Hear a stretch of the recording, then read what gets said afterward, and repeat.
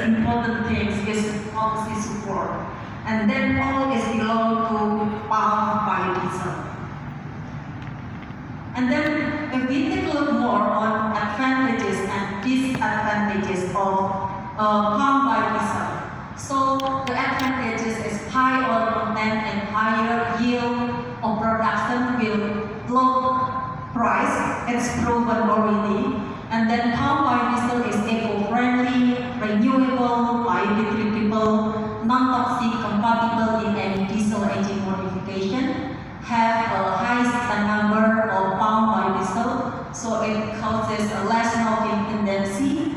And then palm biodiesel possesses enhanced lubricity property as well as low sulfur content, high flash point, great low emission except for NOx, and then of course it will create huge opportunity that accelerate living standard and social development and oxygen content. But somehow oxygen content also have negative impact because it can produce more NOx.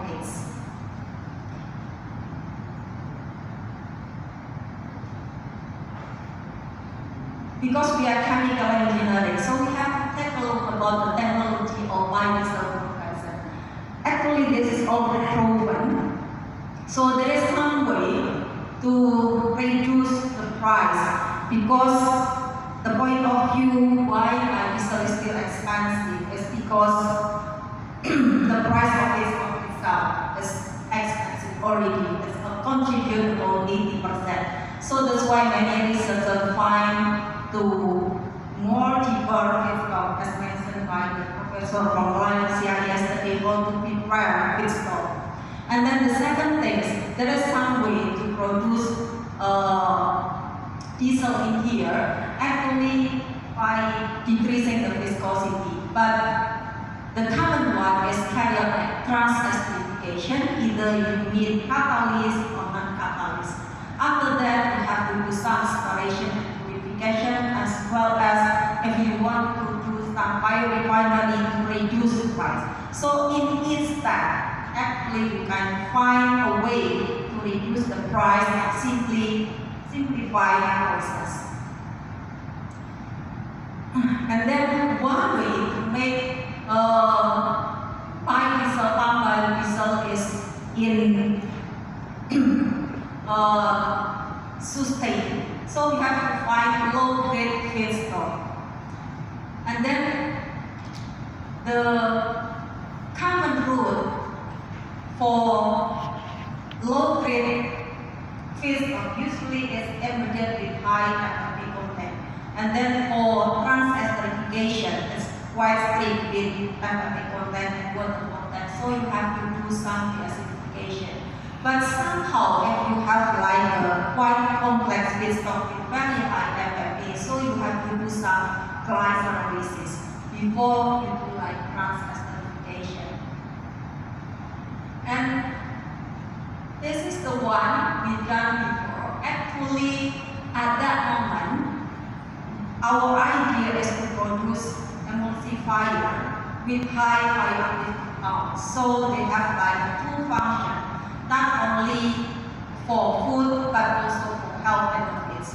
Because for example in here, I think it's a little bit jump from glycolysis here because in the previous we talked about biodiesel, but currently I just show you that using this green method can do glycolysis in a shorter reaction time and lower temperature.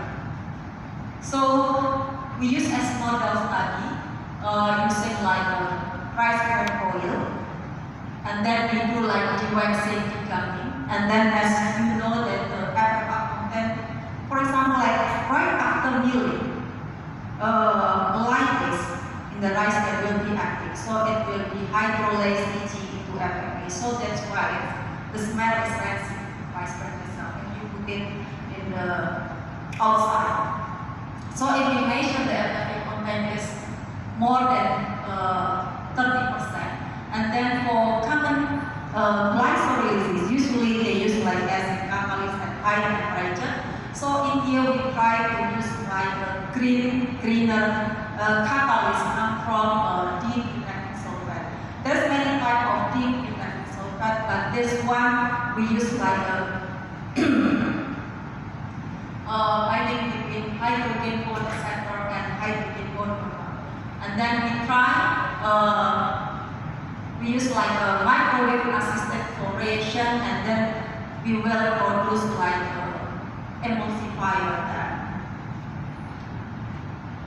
So as you can see in the left figure, so we try the first catalyst, second and third, fourth catalyst, and then as you can see that each gas shown different selectivity into DG or MG. So we try in here, for example, if you take a look for DES2, so it's specific to DG, but for DES4 it's specific to MG. And then after that we try to load a different catalyst amount, and then as you can see, if we increase from 5 to 11, we got more on DG. And then as well for MG, if we increase from 5 to 11, we got more MG content in our crude products. And then if we want to use, so it depends on the feedstock you use. If you use like a good feedstock, you can convert it into emulsifier. But if you use like waste feedstocks, that people won't eat that one. So it's better you convert it into biodiesel and oil. And then as you can show here, that the product we produce have like quite similar with E471 as emulsifier. The second one, actually we got, because around ITS there is like a big company like Wilmar, like a petrochemical, cement industry, etc. So when Wilmar invite us and then talk about some problem they have, so as you can see that there is some sludge produced during water treatment. And then this is the flow diagram. It means all the wastewater come from edible oil plant, come from oleochemical plant in Wilmar. And only Wilmar in Gresik, they produce about 10,000 tons annually, with water content more than 40%. That's what has come from this one. After dryer, the water content in sludge is already more than 40%. So you can imagine if before the drying process. And then even though in the process of wastewater treatment, they already scrap the floating fat. But I'm sure there is some discard oil, because when the student stay in the Wilmar for a couple months to do some experiment, they can easily burn it. So I mean there's a quite high heat value, and then when we take a look, okay, wait a minute, because my hand is okay, so in Indonesia, in the practice, for example, we have like fly ash, cotton ash. It's classified as hazardous material. We also have PFOS, spine bleaching, are also classified as a hazardous material. But new regulation, certain fly ash, cotton ash already not classified as a hazardous material, as well as for spine bleaching that already remove the oil, and then the oil content less than 3% classified as not hazardous material anymore. So that's why before we continue, we do some analysis using third party to know whether all the metal and everything is under limit of our government. And then from those analysis, we saw that everything is still okay. I will put it in the plan. So because the water content is very high, so one way we have to do is like hydrothermal vaporizations. And then we do also one more. So we produce one is liquid fuel, the second is solid fuels. I think maybe that's all. So in the conclusion, so to address the difficulty of fossil fuel, alternative fuel could be a fruitful substitute for global emission reduction, where biodiesel makes itself as one of the best available resources due to its vast applicability in diesel engine. And among other biodiesel, palm oil diesel has proved itself as most dominating fuel due to its highest contribution worldwide, medium price, maximum oil content, and production yield. And the phosphonium-based gas and olein chloride-based gas were successfully used as catalysts for fertilizer extraction. And DAS2 is selective for diglyceride and DAS4 is selective for glyceride. And then the yield of fatty acid methyl ester and fatty acid methyl content of biodiesel were 40 and 68% respectively under those conditions. Okay, so thank you very much.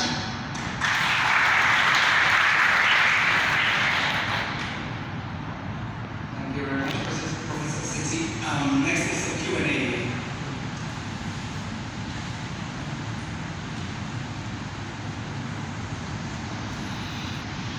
One questions. What are the role of DES in activities? Oh, you have a hard question for me, the last presenter. So if you want to ask me, you can email me later on, okay?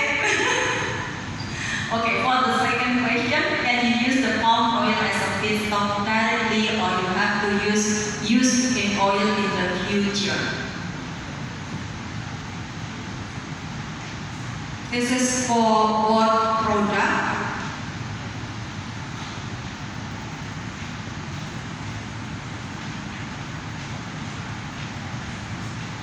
What kind of product? Biodiesel or emulsifier or?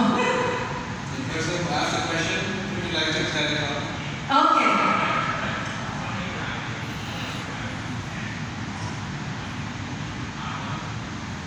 Yes, of course, it's proven if you want to produce biodiesel, as long as there is acid glycerol, it can be converted into biodiesel. Yes, and how about the regulation? Like if from Dr. Satya said that you cannot use palm oil directly, right? But you have to use cooked palm oil to be your feedstock to be avoid some regulation. So in the future, do you think it's possible to use that?